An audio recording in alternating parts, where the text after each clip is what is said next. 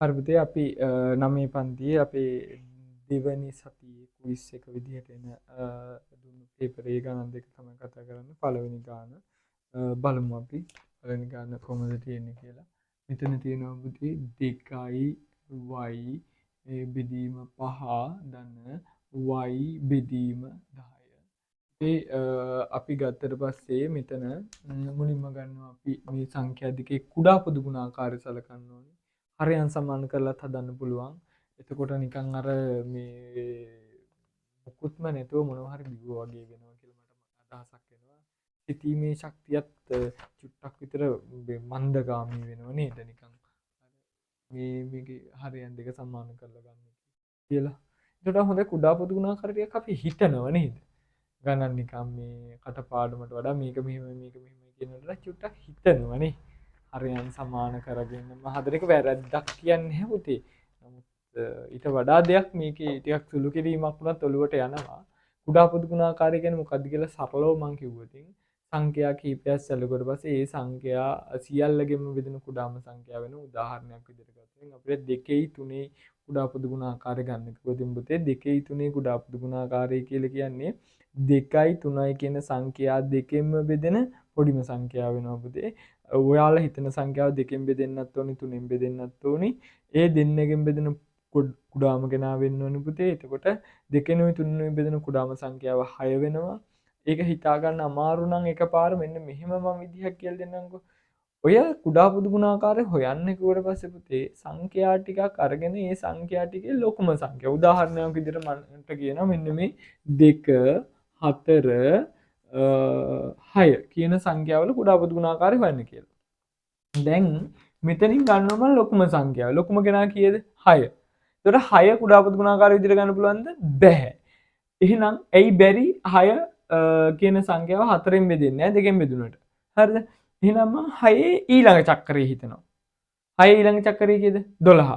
12 6 නුත් බෙදෙනවා. 12 4 නුත් බෙදෙනවා. 12 2 නුත් බෙදෙනවා.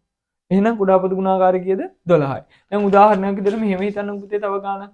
සාමාන්‍යයෙන් මෙන්න මේ වගේ එකක් 2 3 5. කුඩා පොදු ගුණාකාරය. මේ සංඛ්‍යා ටිකෙන් ලොකුම සංඛ්‍යාව කීයද? 5. 5 හිතුවට පස්සේ පුතේ මේ හිතන්න පුරුදු වෙන්න. කටපාඩමින් හදන්න පුරුදු වෙන්න එපා. මේක මෙහෙම බෙදලා මටත් පුළුවන් හදන්න. ප්‍රශ්නයක් නෑ. ඕක ඉතින් හැමදාම අපි කරන එක නැති පුතේ. ඒක නෙමෙයි ඊට වඩා එහා ගිය දෙයක් ගණිතය තුළ හිතන්න පුතේ. හිතීම ප්‍රැක්ටිස් කරන්න. මොළය හොඳට පාවිච්චි කරන්න. හරිනේ.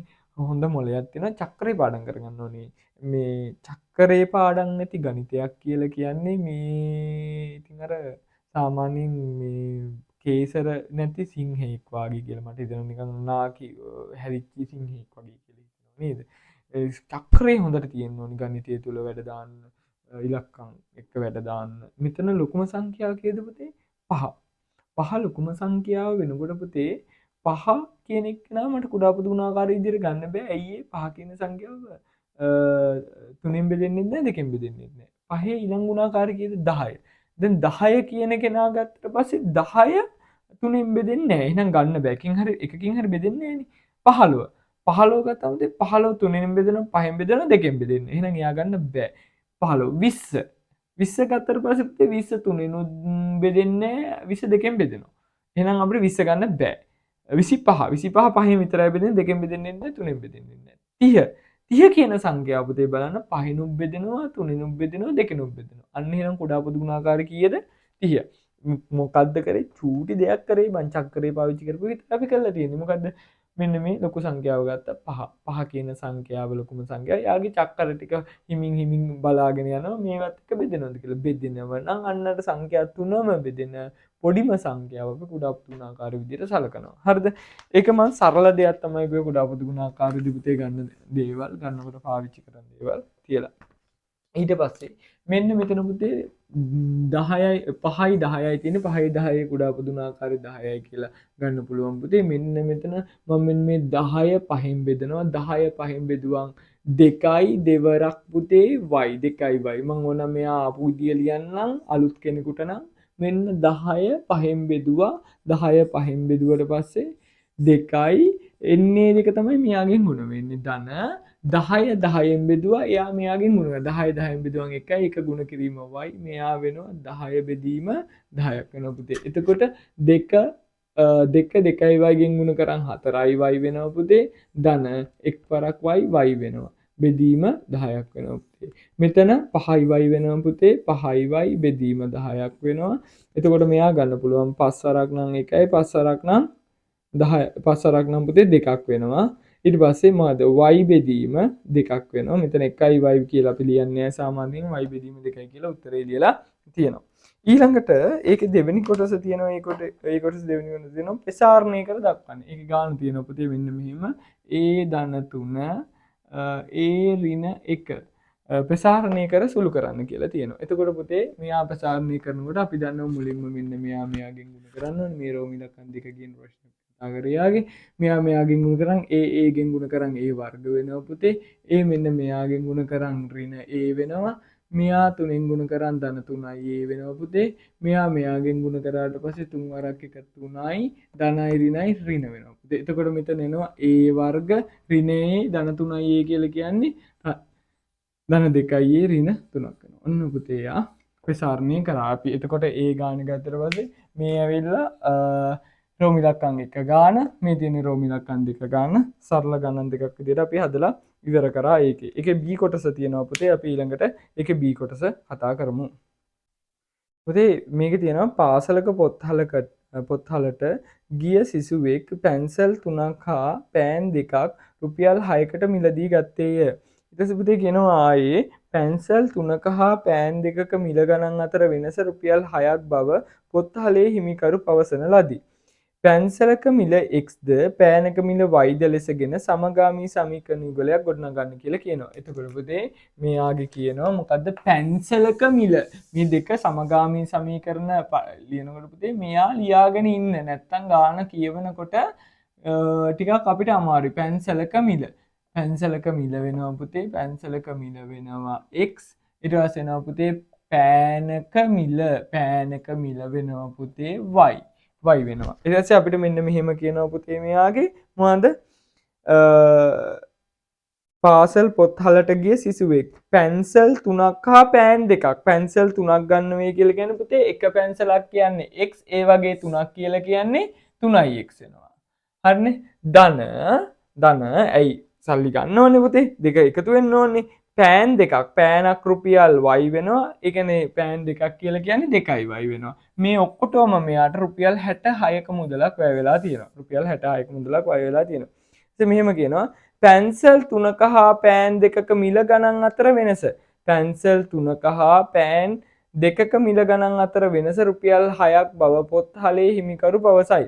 හරි පැන්සල් 3ක හා පෑන් 2ක් අතර මිල ගණන් අතර වෙනස. පැන්සල් 3ක් කොට වාසි පුතේ 3යි x වෙනවා. පෑන් 2ක් වන් 2යි y වෙනවා. මේ දෙක අතර වෙනස තමයි පුතේ වෙනසක් ගන්න අපි අඩු කරන්න ඕනේ. වෙනස තමයි කීයක් වෙන්නේද? 6ක් වෙන්නේ. ඔන්න එහෙනම් දැන් සමගාමී සමීකරණ දෙක ගොඩනගා ගත්තා. අපි පළවෙනි පේපරෙත් සමගාමී සමීකරණ ගණන් දෙකක් විසඳුවා. මම ඒකෙදි කිව්ව පුතේ මොකද්ද? ලකුණු සමාන නම් මොකක් කරනවද? අඩු කරනවා. ලකුණු අසමාන නම් ධන ඍණ තියෙනවා නම් අපිට පුළුවන් මේ දෙක මොකක් කරන්නද? එකතු කරන්න පුළුවන්. එහෙනම් මම මොකද්ද පුතේ කරන්නේ? පළවෙනි සමීකරණේ දෙවෙනි සමීකරණයේ සමීකරණ දෙක මම එකතු කරනවා. එතකොට පුතේ එනවා 3x ධන 2y ධන 3x ඍණ 2y සමානයි පුතේ 66 ධන 6ක් වෙනවා. එතකොට පුතේ මේ ධන 2y මේ ඍණ 2y වෙනවා. මෙතන එකතු වුණාට පස්සේ පුතේ 6යි x සමානයි කීයක් වෙනවද? 72ක් වෙනවා පුතේ. එතකොට 6යි x සමානයි 72යි පුතේ. මම මොකද කරන්නේ? මේ දෙපැත්තෙන් බෙදනවා 6. මෙයත් බෙදනවා 6. මේ 6ට මේ 6 කැපිලා යනවා පුතේ x සමානයි එනවා 6ට 12ක් තියෙනවා පුතේ. 72කින් බෙදුවා ඊට පස්සේ 6 වරක් 1යි මෙතන එනවා පුතේ 1යි එකක් ඉතිරි 12ට 2ක් වෙනවා. x සමානයි 12ක් වෙනවා. අන්නේ පුතේ x සමානයි 12යි කියන කෙනා මෙන්න මේ x සමානයි 12යි කියන කෙනා පුතේ මට ආදේශ කරන්න පුළුවන් පළවෙනි සමීකරණයට හෝ දෙවෙනි සමීකරණ දෙකෙන් එකකට මම පුතේ මෙන්න මෙතන ගාන මෙන්න මෙතන ඉතුරු ටික මම ආදේශ කරනවා පුතේ මොකද x සමානයි 12 මම ආදේශ කරනවා පුතේ පළවෙනි සමීකරණයට. එකට ආදේශයෙන් මම එකට ආදේශ කරනවා පුතේ. එහෙනම් මෙතන එනවා 3 ගුණ කිරීම x තියෙන්නේ 3යි x ධන 2යි y සමානයි පුතේ තියෙනවා 66ක්.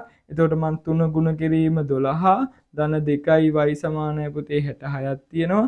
මෙතන එනවා 36 ධන 2යි y සමානයි පුතේ 66ක් වෙනවා. මෙයා මේ පැත්තට ගියාට පස්සේ 2යි y සමානයි පුතේ 66 ඍණ 36ක් වෙනවා. 2යි y සමානයි පුතේ කියා කරනවද 30ක් වෙනවා. දෙපැත්තම දෙකෙන් බෙදුවට පස්සේ y සමානයි පුතේ 15ක් එනවා. එහෙනම් මෙයාගේ උත්තර දෙක එනවා පුතේ.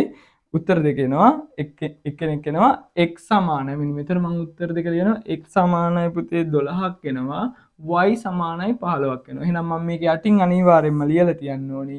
පැන්සලක මිල වෙනවා